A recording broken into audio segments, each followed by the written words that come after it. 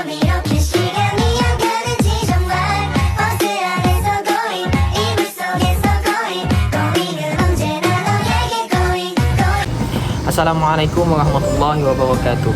Perkenalkan, nama saya Sohwan, mahasiswa PGMI semester 3 STIQ Raka Muntai.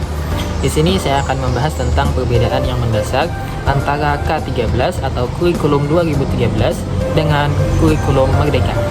Sebelumnya kita harus tahu apa itu K13 atau kurikulum 2013 dengan kurikulum Merdeka. Kurikulum 2013 adalah kurikulum nasional sejak 2013 menggunakan pendekatan pembelajaran berbasis teks. Sedangkan kurikulum Merdeka adalah suatu inovasi pendidikan di Indonesia yang bertujuan untuk mengembangkan potensi dan minat peserta didik dan juga mendorong kreativitas guru. Oke, kita lanjut kepada perbedaan secara mendasar. Yang pertama, kurikulum 2013 atau K13 menggunakan penilaian KI 4, yaitu yang pertama, kompetensi inti spiritual, kompetensi inti sosial, kompetensi inti pengetahuan, dan kompetensi inti keterampilan. Sedangkan pada kurikulum Merdeka menggunakan penilaian fase A, B, C, yaitu A untuk kelas 1 dan kelas 2, B untuk kelas 3 dan kelas 4, C untuk kelas 5 dan kelas 6.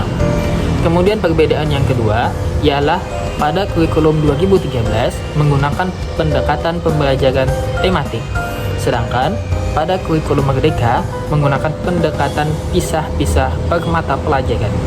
Kemudian perbedaan yang ketiga, pada kurikulum 2013 pembelajaran bahasa Inggris tidak diwajibkan, sedangkan pada kurikulum Merdeka pembelajaran bahasa Inggris menjadi suatu pilihan bagi sekolah sesuai dengan kemampuan sekolah. Dan yang terakhir, pada kurikulum Merdeka itu pembelajaran IPA dan IPS digabung menjadi IPAS. Kemudian kita akan membahas tentang apa itu CP, TP, dan ATP. CP adalah salah satu istilah dalam kurikulum Merdeka yang artinya kompetensi yang harus dicapai oleh peserta didik. Istilah ini terdiri dari sekumpulan kompetensi inti dan ruang lingkup materi dalam bentuk narasi. Misalnya, capaian pembelajaran dari matematika. Capaian pembelajaran di matematika, misalnya siswa mampu mendeskripsikan bentuk bangun datar. Jadi, capaian pembelajaran atau CP.